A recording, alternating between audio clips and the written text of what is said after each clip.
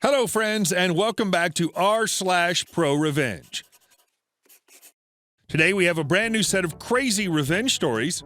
Subscribe to our channel if you're new here, and don't forget to turn on notifications so you don't miss a new video every single day. To the story.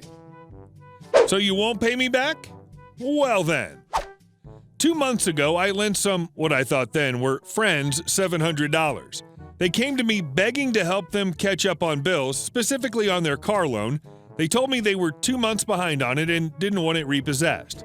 So me, being the gullible softy that I am, I lent them the money. Now, they promised to pay me back $233 per month for 3 months until I was fully paid back. Note, I didn't even charge them any interest. Well, it came to the first month, and guess what? Yep, no payment to me. They came up with this really half-baked excuse that they were behind on other bills too now, so the next day I take a drive to their apartment to discuss this with them. What do I see when I walk in their living room? A GD brand new 52-inch LED smart TV mounted to the wall.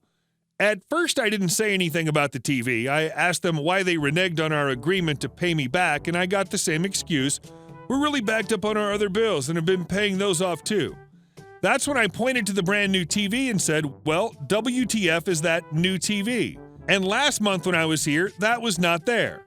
The answer I got floored me. They told me it was none of my effing business what we spend our money on, and they would start paying me back next month. I was fuming so much that I walked out and went home. Well, I thought to myself, I will give them to next month and see if they start paying me. Well, next month came, and guess what? Another effing bullcrap excuse. This time it was their dog got sick and they had vet bills to pay. Now I was effing PO'd and in full revenge mode. I drove over to their place late at night, 3 a.m. in the morning, and wrote down the VIN number to their car and the license plate number. The next day I started calling car repo companies to see if the car was up for repossession. Well, guess what? It was. Those effing lying a-holes never made a damn payment on their car over the 5 months, I found out. The woman I spoke to was nice enough to tell me who the lien holder was. I then told her I knew where the car was and was willing to let them know for a finder's fee. They agreed to a $250 finder's fee. I met with the repo agent 3 days later and showed him where the car was, and he handed me $250, then went and hooked their car up to haul it away. Meanwhile, I was sitting in the tow truck the entire time. Next thing I see is those lying a-holes come flying out of their apartment screaming at the tow truck driver that he can't take their car away, that they were all caught up on their payments. That's when I stepped out of the tow truck and they saw me, and I said to them, bull effing crap, you're caught up. I spoke to your lien holder and you're over 5 months behind, and this is what you get for lying to me and ripping me off, D-bags. That's why you never loan money to friends. It's either a gift or it's not leaving your hands. And our second story. Former trivia team buddy saved me $40,000 by screwing my now ex-wife. Mindy, my wife of 20 years, wanted to have an open marriage, just without my knowledge or consent. Karma's a bee. I eventually found out and booted her to the curb.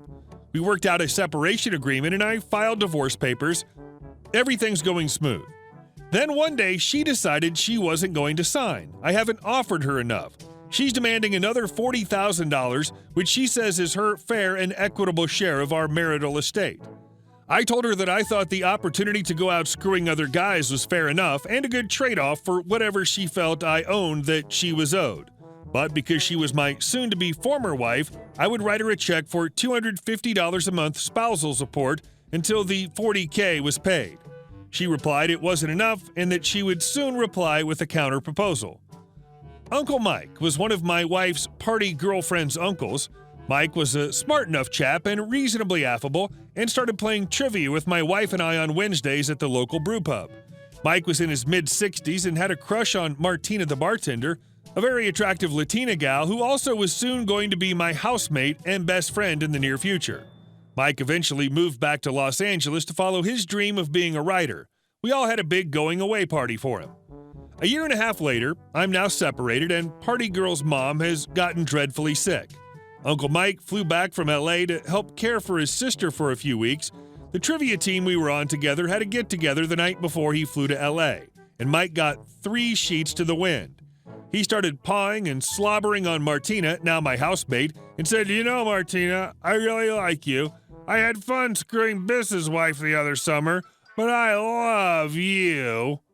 She looked at him and verbally crucified him on the table in front of my trivia friends. "You need to come clean and tell Biss what you've done." "No, Mindy and I agreed we'd never tell him, and I don't really like him anyway. I was just using him to get close to his wife." Now, I don't know what Uncle Mike was trying to accomplish that evening, but he failed miserably. You see, right as he was spilling the beans on his affair with my wife, she was typing up an email to me with her counteroffer to my monthly proposal. It went like this: "I've outlined several options below. I hope you'll find one of them suitable for your current situation. Option 1, $1,000 a month for 12 months with the balance for $28,000 due on the 13th month. This would all be interest-free to you. Option 2, $1,702 a month for 24 months at 2% interest. Option number 3, $774 per month for 60 months at 6% interest. Pledge collateral binding this note, your family home." WTF. I'm sure her affair partner helped her come up with those numbers because she's not smart enough to do that herself. I read that email and began to get a bit concerned. This is a huge portion of my income, even at the lowest level, and is most likely going to put me out of the house that my great-grandfather built and passed down through the generations of my family. Martina bursts into my room. "Bess, you're never going to believe what Uncle Mike said at the brewery tonight." And she spills 100% of the certified organic Brazilian-grown beans to me. Time stopped. The clouds of my mind rolled back. White light shone from above and a choir of angels blew trumpets out of their butts. I picked up my phone to text Mindy. "I just found out you and Uncle Mike had an extramarital affair. This is revolutionary information. He told everyone on the trivia team tonight that he never liked me anyway and was using me to get to you. Send." The next morning, as I'm opening up my shop, Uncle Mike comes walking up. "I just got off the phone with Mindy, and I want to come by to talk before I fly out this morning." "Come in, have a seat, and speak your piece." "I just wanted to let you know that I'm sorry. I didn't mean for it to happen, and I wanted to apologize to you." "Well, Mike, that's not how I understand it happened. I was told that you never liked me anyway, and you were using me to get close to my wife. I consider that a direct violation of the bro code. Mike, you're no friend of mine, and from this point forward, you're dead to me." "That's understandable," he replied. "Mindy asked me to ask you if this affects your financial agreement with her in any way." "Oh yes, I now consider it null and void. If she wants her $40,000, she can get $20,000 of it from her affair partner and the other $20,000 from you. Because I'm now forced to spend $40,000 on her, I'm going to spend it in a way that best benefits myself and my daughters. Here's what I'm going to do. I'm going to sue Jake, the affair partner, for alienation of affection and criminal conversation. And Mike, I'm coming after you for criminal conversation as well. It's going to get very expensive for you because I want to take both of you to court for 3 times the amount of money she's asking from me. And you're going to have to fly in for your court dates and sit beside Jake in court. And it's going to embarrass your family so badly." He looked visibly shaken. "Well, I don't make a lot of money at Trader Joe's." "That's okay, Mike. I'll just have your wages garnished," I responded. "I think you're probably going to talk with Mindy when you leave here. Tell her to just drop everything and let bygones be bygones. We shake hands and go our separate ways, and no one has to go to court. Oh, and Mike, if I see you in town, I promise not to kick your butt." "Well, that's very kind of you. I'll let her know." "Goodbye, Mike. I hope to never see you again." And I escorted him to the door. Then I went on a scorched earth campaign. I called all the members of her family and told them the whole story from start to finish. I called her pastor at church and recommended that disciplinary action be brought against her. I called her boss at the chiropractor, who told me that Mindy did seem inappropriately sexual with the male clients.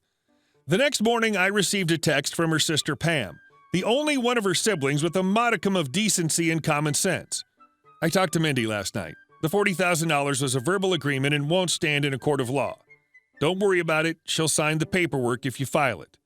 The day of my divorce, I held an anniversary party with my family and friends in my now secure great-grandfather's home.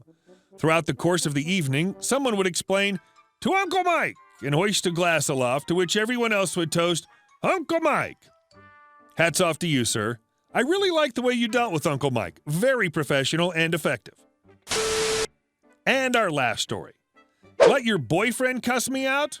Good luck getting a job. My close friend of 5 years let her boyfriend scream and cuss me out in class completely out of the blue.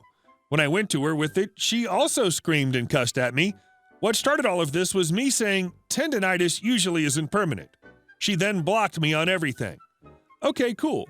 She applied at the place I work at and cited me as a character reference. The day everything went down, I went into work that day. I gave her the most honest character review I possibly could, mentioned that she was fired from her last job, and quit the one before that without a 2-week notice. Mentioned that she can't come into her interview because she was hanging out with her boyfriend. Needless to say, she won't be working there anytime soon. She's an idiot for putting you as a reference and expecting a good outcome after the incident. She's an even bigger idiot for not contacting you prior to asking about you being a reference. Hey guys, thank you all for watching the video, and I'll see you in the next one.